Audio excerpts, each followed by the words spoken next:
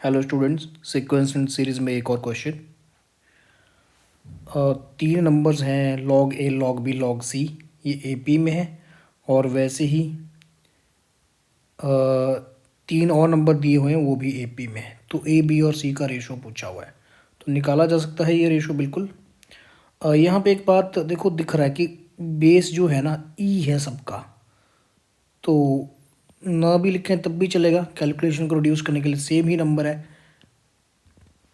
हाँ, लेकिन ऐसे क्वेश्चन में अगर ई जो है ना ये नेचुरल लॉग ना हो के कुछ और हो जैसे, और उस ई नंबर को भी आपने यूज़ किया है, मान लो जो क्वेश्चन जो चीज़ पूछी उसमें यूज़ है या फिर आंसर में यूज़ है कहीं, तो उस ई को अलग से मेंशन करना ज़रूरी रहता है हर स्टेप में। तो हम यहाँ पे इसको लिखेंगे ही नहीं, मैं सिंपली लिखूँगा log a, log b and log c, they are given in AP, so we can write twice of log b, it will be log a plus log c। Properties use करेंगे log की, तो B square की value यहाँ से ए सी आ जाएगी। Simple कैसे आएगी समझ लीजिए, log पावर आ जाएगी फ्रंट में और यहाँ पे log a इंटू सी होता है, जो सम होता है ना वो प्रोडक्ट में बदल जाता है log में। अब इसके आगे सिमिलरली जो सेकंड पॉइंट है उसको यूज़ करते हैं। ये दो टर्म्स कैसी हैं, ये ए पी में है, तो ये लिख सकता हूँ मैं log a minus log 2b है, तो ये log a divided by 2b बना। इसी तरह से जो सेकंड टर्म है वो log 2b divided by 3c बनेगा, and third will be log 3c divided by a बन जाएगा। तो ये इस तरह से AP में बना रही है, तो इनको डायरेक्टली लिख सकते हैं ना। First will be, this will be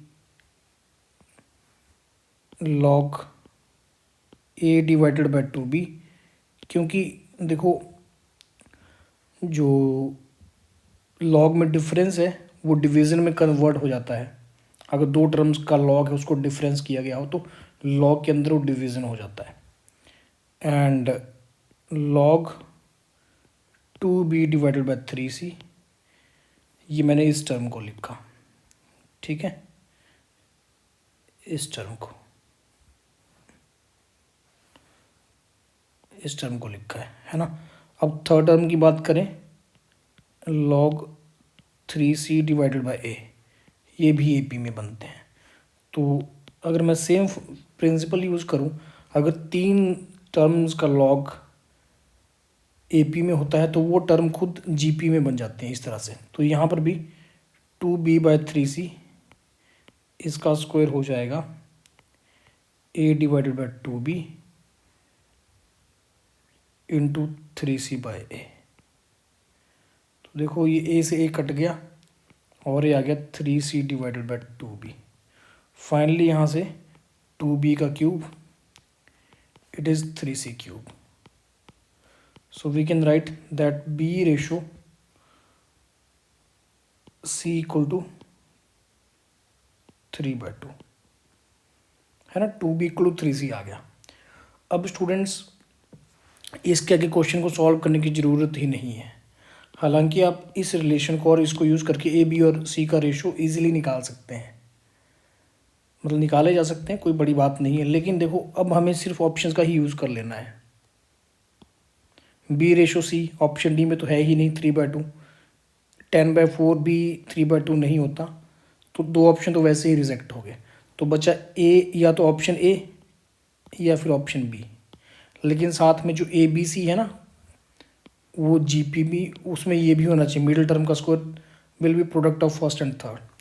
तो क्या ऑप्शन ए में ऐसा है 3 का स्क्वायर? ये नहीं है, क्योंकि 6 × 2 12 हुआ और 3 स्क्वायर तो 9 रहता है। अगर आप इसमें देखेंगे 9 × 4 36 एंड 6 का स्क्वायर भी 36 होता है, तो ऑप्शन बी आ जाएगा डायरेक्टली। ऑप्शन बी इसका आंसर हो जाएगा।